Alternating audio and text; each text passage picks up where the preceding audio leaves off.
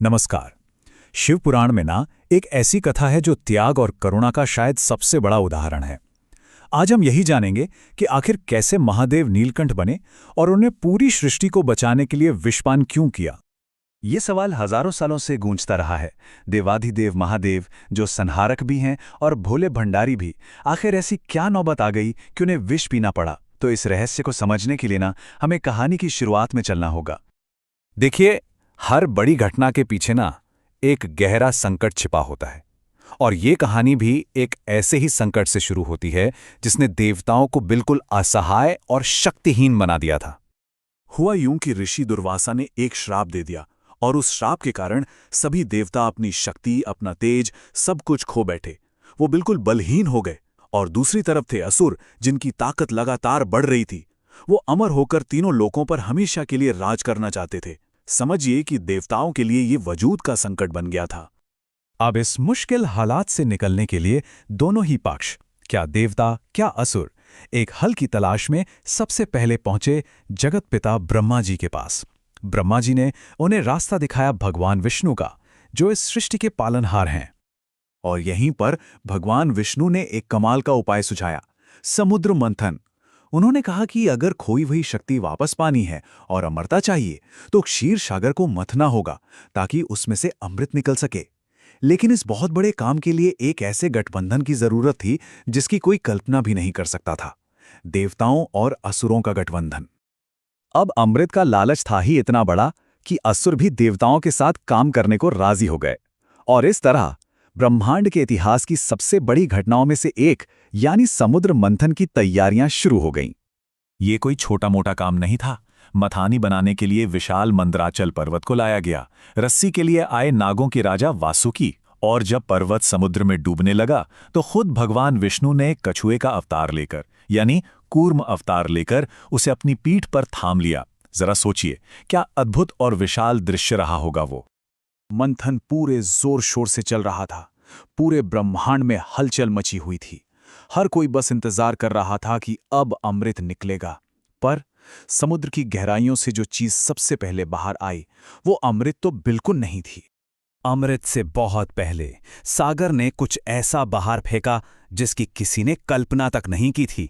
एक ऐसी चीज जिसने अमृत की सारी उम्मीदों पर पानी फेर दिया और चारों तरफ हाहाकार मचा दिया। वो था हलाहल, कालकूट विष, ब्रह्मांड का सबसे भयानक जहर। सोचिए, ये जहर इतना खतरनाक था कि उसकी गर्मी से दसों दिशाएं जलने लगी। हवा में जहर घुल गया और जहां भी उसकी एक बूंद गिरी वहां जीवन का नामो निशान तक मिट गया। जो लोग अमृत के लिए लड़ रहे थे अब वो अपनी जान बचाने के लिए भाग रहे थे।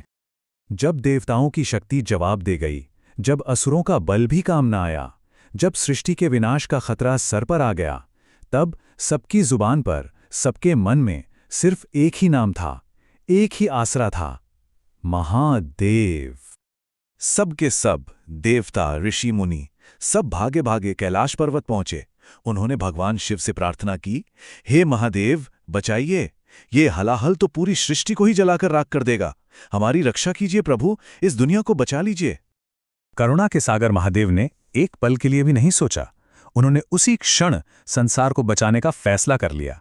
उनका संदेश बिल्कुल साफ था, अगर दुनिया की भलाई के लिए विष भी पीना पड़े तो वो भी मंजूर है, क्योंकि उन्होंने कहा, त्याग ही तो देवता का असली धर्म है।